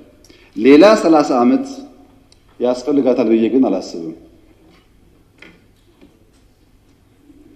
በተረጋጋ መንገድ፣ በሰከነ መንገድ በውይይት መሄድ በጣም አስፈላጊ።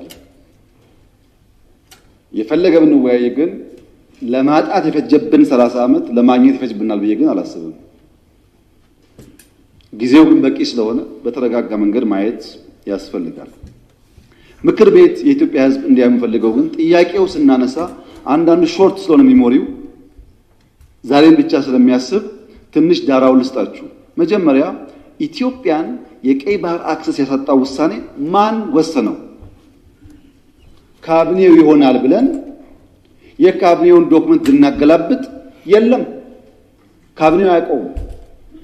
አይ የለም ምክር ቤት ይሆናል የወሰነው ብለን ብንወስን ምክር ቤቱም አልነበረ፣ ምክር ቤት አያውቀውም ውሳኔው።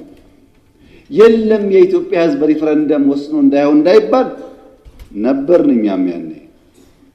የኢትዮጵያ ሕዝብ ያልወሰነው ተወካዮቹ ያላዩት ቢያንስ ካስፈጻሚ ካቢኔ ያላየው ውሳኔ ማን ወሰነው? ማጣትን የሚያክል ነገር ያጣንበት መንገድ ህጋዊነት ችግር እንዳለው ማሳያው ተቋሞች አልገቡበትም። ካቢኔው አያውቀውም። አንድ ገጽ ወረቀት ማግኘት አልቻልንም። እንዴት እንዳጣ ነው የሚያስረዳ እና ህዝብ የማያውቀው፣ ፓርላማ የማያውቀው፣ ካቢኔ የማያውቀው የኢትዮጵያን የባህር አክሰስ ውሳኔ የሚያሳጣ ነገር የወሰነው ማን ነው የሚል ጥያቄ ማንሳት እንዴት ስህተት ሊሆን ይችላል? ካለ ይነገረን። ከሌለ ግን ይሄ ጉዳይ ይሄን አንስቶ እንደ መድፋት አይደለም፣ የህልውና ጉዳይ ነው። ማን ወሰነው? ይሄ ነው ጥያቄው። እዚህ ጋር ሁለት ችግሮች አሉ። አንደኛው የተዛባ ትርክት ውጤት ነው። የሚገባንን መጠየቅ ነውር አድርጎ የሚያስብ የሚገባንን ማንሳት ትክክል አይደለም ብሎ የሚያስብ እሳቤ፣ ይሄ ደግሞ የትርክቱ ውጤት ነው። ግን ለእናንተ ለማስታወስ እንዲሆናችሁ ከግጭቱ በኋላ በኢትዮጵያና ኤርትራ መካከል ሰላም ሲፈጠር መጀመሪያ ነው ወደ አስመራ ተጉዤ፣ በኋላ የኤርትራው ፕሬዝዳንት ወደ ኢትዮጵያ ሲመጡ የመጀመሪያው መድረክ ያደረግነው ሚሊኒየም አዳራሽ ነው። ብዙ ህዝብ አለበት። በላይቭ ቲቪ ሁላችሁ ወይ ነበራችሁ ወይ ሰምታችኋል። ካልሰማችሁ አሁን ገብታችሁ ዩቲዩብ ላይ ስሙት። የመጀመሪያው ስብሰባ አሰብ ነው የሚለው እሳቸው ባሉበት ለህዝብ በሚገባው ልክ የረሳችሁን ለማስታወስ ብቻ ነው። ኤርትራ ስመላለስ አስመራን ካየው በኋላ ከክቡር ፕሬዝዳንቱ ጋር አሰብ መሄድ ፈልጋለሁ ብዬ አሰብ ሄጄ ነበረ። አሰብ ባህሩ ጋር ቆመን ያወራነው ምንድን ነው? ስለ ፖርት ነው። ተመልሳችሁ ማየት ትችላላችሁ። የት? ኤርትራ ምድር ውስጥ። ሶስተኛ የመደመር ትውልድ መጽሐፍ ላይ በግልጽ ጂኦፖለቲክስን አስፍሬ የአሰብ ጉዳይ አስቀምጬ ለኤርትራ ባለስልጣናት በስጦታ ልኬላቸዋለሁ። ሚስጥር እኮ አይደል፣ ያውቁታል። ለሁሉም ልኬላቸዋለሁ። አራተኛ እናንተ የምታውቁት የዛሬ 6 ዓመት 5 ዓመት ባህር ኃይል አቋቁመናል እና ምን እዚህ ውስጥ ለነዋይ ነው ባህር አቋቁመን ነው?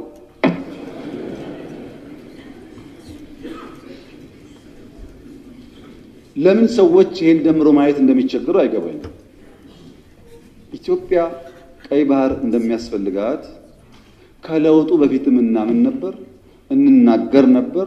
ያኔ መደመጥ አንችልም። ከጀመርንበት ቀን አንስቶ ግን ንግግሩ አለ። ያ ንግግር ግን ሰላማዊ መሆን አለበት።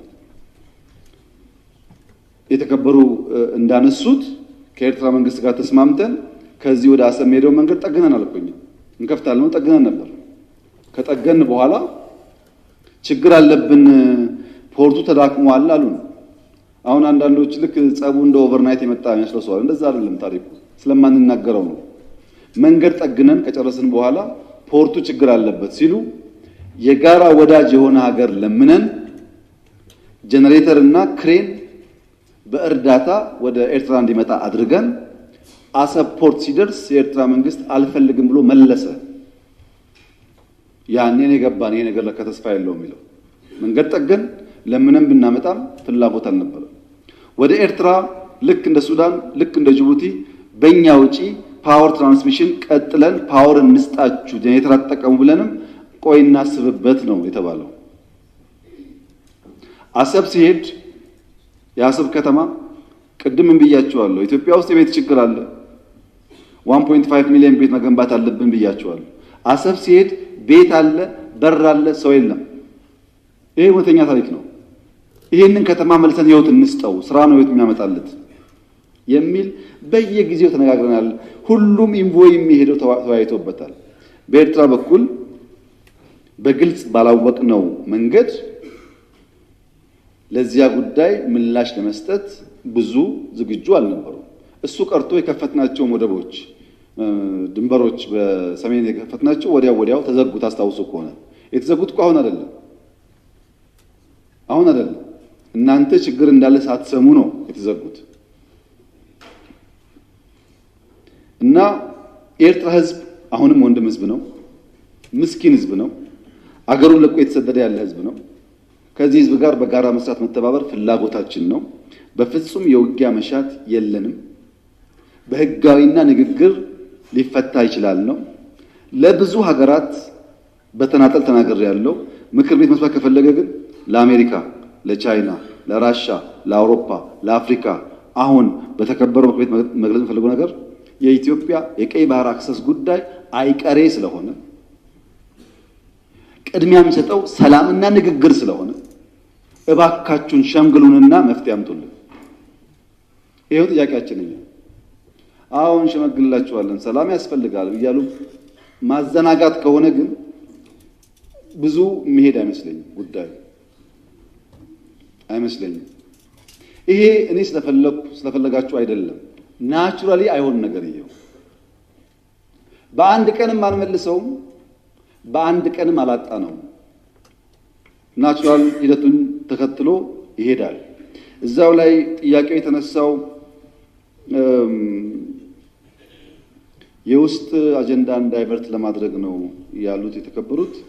በእርግጥ ይሄን ነገር ከኤርትራውያን ሰምተናል፣ ብዙ ጊዜ ነግረውናል። ለምን ምክር ቤት እንደመጣ አላወቅኩም እንጂ ኤርትራውያን ይሄ ጉዳይ የሚነሳ ያለው የውስጥ ጉዳያቸውን ዳይቨርት ለማድረግ ነው ብለውናል። እንዴት ዞሮ እዚህ እንደመጡ ባይገባኝም ማለት ነው። እና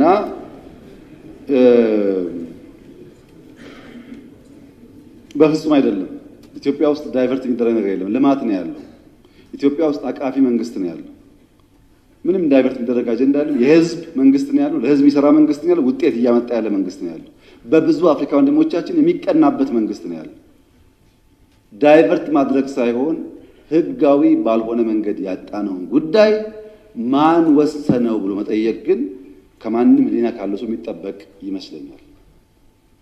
እና በዳይቨርሽን ታይቶ ትርክቱ እንዳይበላሽ የእናንተም ታሪክ እንዳይበላሽ ብታስቡበት። እኔ መሰጋው ነገርየው ሲሳካ ደግሞ ያኔም ብለን ነበር እንዳትሉ ነው። እና ሚሊዮን ፐርሰንት እርግጠኛ ነኝ ኢትዮጵያ ተዘግታ አትኖርም። ማንም ፈለገም አልፈለገም አትኖርም። እና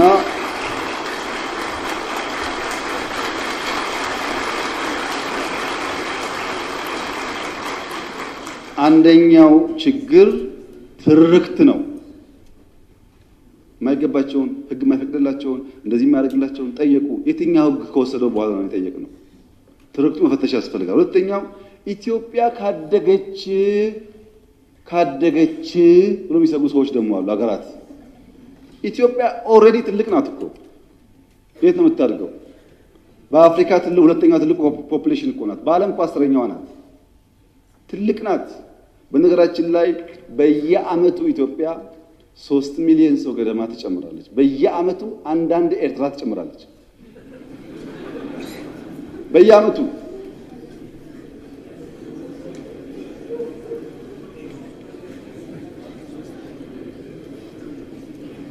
እና ኢትዮጵያ በየዓመቱ ሀገር እየጨመረች ትልቅ የሆነች ሀገር ካደገች ምን ትሆናለች ከተባለ ካደገች ታግዛለች። ሌላ የምታደርገው ነገር የለም። ካደገች ትረዳለች። አሁን እኮ እያደረገች ነው። ስንትና ስንት ስደተኛ ተሸክመን የለም እንደዚህ ዛሬ ሳናድግ። ይሄ ስጋት ችግር አለበት እና የኛ ጎረቤቶች በሰላም መኖር እንደምንፈልግ ማወቅ አለባቸው። ታዲያ ለምንድን ነው ከኤርትራ ጋር የተጀመረው ጉዳይ ፈርለቆ የወጣው ያላችሁ እንደሆነ ፕሪቶሪያ ነው። በወደቡም ስለምን ነበር፣ በልማቱም ስለምን ነበር፣ ስንለማመጥ ነበር፣ በጣም ስንለምን ነበር። ከዛ ነገ ይሆናል ብለን ግን ፕሪቶሪያ ስንፈራረም ትክክል አይደለም፣ ለምን ይቆማል? ቲፒኤልኤፍም ትግራይም ተጠቅልለው ካልጠፉ ቀጠናው ሰላም አያገኝም። እኛ እኮ ህዝባችን ናቸው፣ ልብ ከገዙ እንዲጠፉ አንፈልግም አልና አቆምን። በዚህ በኩል ማስቀጠል ሲያቅታቸው በዚያ በኩል ጀመሩ። አሁን ዋና ጉዳይ ጭቅጭቅ ውስጥ ግቡ ነው፣ ሳትዋጉ አትቀመጡ ነው። የኛ መልእክት ለኤርትራ መንግስት፣ ኤርትራዊ ወንድሞቻችን ናቸው፣ ከነሱ ጋር ውጊያ አንፈልግም። ለኤርትራ መንግስት ያለ መልእክት አንደኛ ጥይት አስተላላፊ አትሆኑ፣ ሀገር ሁኑ። ወደ ጎረቤት ሀገር ጥይት ማስተላለፍ ጥሩ አይደለም። አባይም ጸባይ ገዝቷል፣ የኛም ሽፍቶች ጸባይ ይገዛሉ እና አንድ ቀን ጥይት ሳመላልስ ብሎ ታሪክ ስለሚናገሩ ጥይት ማቀባበል ቢቀርባችሁ። ስለማናቅ አይደለም፣ እናያቸዋለን። ህገወጥ የሰዎች ዝውውር ቢቀር። ተጨናንቀናል። ከተማ ውስጥ እንደምታዩት የሚመጣ ሰው ካለ በህጋዊ መንገድ ቢመጣ፣ ህገወጥ ንግድ ቢቀር፣ ፎርጅድ ብር ቢቀር፣ አሜሪካ አስቀምጣቸው የምትሰሯቸው ብላክ ማርኬት ማሳደግ ቢቀር፣ እንደ ጎረቤት ብንተሳሰብ፣ ህጋዊነት ከተከተል በንግዱም በሚፈናቀለው ጥይት ማቀበሉን ከተዋችሁ በሰላም አብረን ለማደግ በፍቅር አብረን ለመቀጠል ከምን ጊዜውም በላይ ኢትዮጵያ ፍላጎት አላት። እኔ ልክ እንደባለፈው አሁንም አስመራ መሄድ ፍላጎት አለኝ። ችግር የለብኝም። ምን ከሆነ ትርፍ ካለው ነው። ትርፍ ከሌለው ጊዜ ማባከን ነው። እኔ ባሌ የመላለስበትን ጊዜ ዝም ብዬ በከንቱ አስመራ ልመላለስ አልችልም። ጊዜ የለኝም፣ ስራ አለኝ። ጦርነት አንፈልግም የምንለውም በምክንያት ነው። እኛ እንዳያችሁት የሚያጓጓን ነገር አለ። የ10 ቢሊዮን ብር ኤርፖርት እንገነባለን፣ የ10 ቢሊዮን ብር ነዳጅ ማዳበሪያ እንገነባለን፣ የ9 ቢሊዮን ብር ቤት እንገነባለን፣ ኮሪደር እንገነባለን። ይሄ ሁሉ የሚያጓጓ ስራ እያለ ሰው ጦርነት ሊያስብ አይችልም። ጦርነት የሚያስብ ስራ የሌለው ብቻ ነው። እኛ የሚያጓጓ የምንተጋለት የምንለፋለት የልማት ስራዎች አሉ። ከማንም ጋር የመዋጋት ፍላጎት የለንም። ለምን? ውጊያው ከተነሳ የተከበረው ምክር ቤት ውጊያው ከተነሳ ውጤቱ ግልጽ ነው። ግልጽ ነው ውጤቱ። ከዛ በኋላ አይሰራም። አሁን ነው አለመጀመር ማለት ነው። አሁን ውጊያ እንትና ያግዘኛል የሚባል ነገር ሰው እንዴት ዩክሬን እያየ ፓለስቲኔን እያየ ስለማገዝ ያወራል? ማንም አይሞትልህም። ሞራል ይሰጣል እንጂ አይሞትልህም። መጨረሻ የምትሞተው አንተው ነህ። አያዋጣም። ከበደ ያለ ተሰማ አለ የሚባል አያዋጣም። ከበደ ተሰማ 10 ጥይት ያቀብልሃል እንጂ መጥቶ አይሞትልህም። አየን እኮ በቲፎዞ ውጊያ እንደማይቆም እኮ አየን። እና አንፈልግም። ልማት ነው የምንፈልገው፣ ሰላም ነው የምንፈልገው። ከማንም ጋር ግጭት ለማድረግ ፍላጎት የለንም። ከገባን ግን ግልጽ ነው ውጤቱ። አስተማማኝ አቅም ነው ያለን። ማንም አያቆመንም። ይሄ ግልጽ መሆን አለበት። ማንም አያቆመንም። ወደዛ እንዳንሄድ ሪስፖንሲብሊ መስራት አስፈላጊ ይመስለኛል። ትርክቱን እያበላሸ ያለው ግን ምንድነው ያላችሁ ነው። መጨረሻ ላይ አንድ ተማሪ በፊዚክስ ክፍለ ጊዜ ዘግይቶ ወደ ክፍል ይመጣል። የፊዚክስ መምህራን እንደምታውቋቸው ናቸው። የነሱን ክፍለ ጊዜ ማርፈድ ነውር ብቻ ሳይሆን ወንጀል አድርጎ ያስባሉ። በአማርኛ ክፍለ ጊዜ እንደምን ይገባል፣ በጂኦግራፊ እንደምን ይገባል። ፊዚክስ ማትስ ሲሆን ግን መምህራኖቹ አያስጠጉም። ታውቃላችሁ። እና አንደኛው ተማሪ አርፍዶ መጣ። ለምን አርፍደ መጣ ሳይለው መምህሩ እንዴት በኔ ክፍለ ጊዜ ተረፍዳለህ ብሎ በረንዳ ላይ ከክላሱ በር ላይ ተንበርከክ ይለዋል። ተማሪ ተንበርክኮ ፔሬዱ ያልቅና ደውል ሲደወል መምህሩ ሲወጣ ተማሪ ዘሎ ይገባል ወደ ክፍሉ። ሲገባ ብላክቦርድ ላይ ሁለት ጥያቄዎች ያያል። ሆምወርክ መስሎት እንዳያመልጠው ቶሎ ይጽፋል። ጊዜ አልነበረው። የሚቀጥለው አስተማሪ ገብቶ እንዳያጠፋበት በፍጥነት ጥያቄውን ጽፎ ሲጨርስ ሁለተኛው መምህር ገባ እና ቀጠለ ትምህርቱ። ቀኑ ዓርብ ዕለት ነበረ። ታውቃላችሁ እንኳን ሙሉ ፔሪድ 10 ደቂቃ 20 ደቂቃ ስታረፍዱ በጣም ብዙ የቀረባችሁ ስለሚመስላችሁ ጭንቀት አለው እና ልጁ ቤት ሲገባ ሆምወርክ ነው ብሎ ለይቱ ሙሉ ሲቆፍር አደረ። አልቻለም። ቅዳሜ ሙሉ ቀን ቆፈረ። አልቻለም። ቅዳሜ ያደረበት አልቻለም። እሁድ ዋለበት አልቻለም። እሁድ አጋማሽ ሌሊት ላይ አንዷን ጥያቄ መለሳት።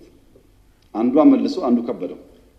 አስቡት፣ ዓርብ፣ ቅዳሜ፣ እሁድ ሁለት ጥያቄ ለመመለስ ሲፈጋ ቆይቶ እሁድ ሌሊት አጋማሽ ላይ አንዷን መልሶ አንዷ ቀረችውና ሰኞ ጠዋት ትምህርት ቤት ሄዶ የፊዚክስ መምህር ገብቶ አዲስ ቻፕተር መጻፍ ጀመረ። ተማሪው እንደ መምህር የባለፈው አሳይመንት ሳሉ የባለፈው ሳምንት ሆምወርክ ሳሉ ያማል እንደ ባለፈው ሆምወርክ አልሰጠውም ይላል መምህሩ። እንደ ሁለት ጥያቄ ጽፈው አርፍጄ ገብቼ ጽፌ ያለው እኮ ይላል። እና መምህሩ ምን አለ? እነዚህ ሁለት ጥያቄዎች እኮ በዓለም ላይ ያሉ የፊዚክስ አዋቂዎች ሞክረው አቅቷቸው ያልተመለሱ ጉዳዮች ናቸውና እዚህ ያለውም ተማሪ ጊዜ እንዳታባክኑ እንኳን እናንተ ሳይንቲስቶች አልመለሱትም እየጻፍኩላቸው እንጂ ስሩ እኮ አላልኳቸውም ማለት። አሃ እንደዚያማ ከሆነ አንዱ መልሼዋለሁ። መምህሩ ሲያይ ሰው ሲያሳዩ ለካ ትክክል አንደኛውን ፈቶታል። ዓለም አልቻለም የተባለው ለምን ስላልሰማ አትችልምና አትስራው ብሎ መምህር ሲጽፍ ቢሰማ ኖሮ እሱም አጣጥፎ ይቀመጥ ነበር። እሱ አልሰማም፣ አትችልም ማለት ነው። እና የተከበረው ምክር ቤት ኢትዮጵያ ቀይ ባህር አይገባትም የሚለውን አልሰማንም። አመሰግናለሁ።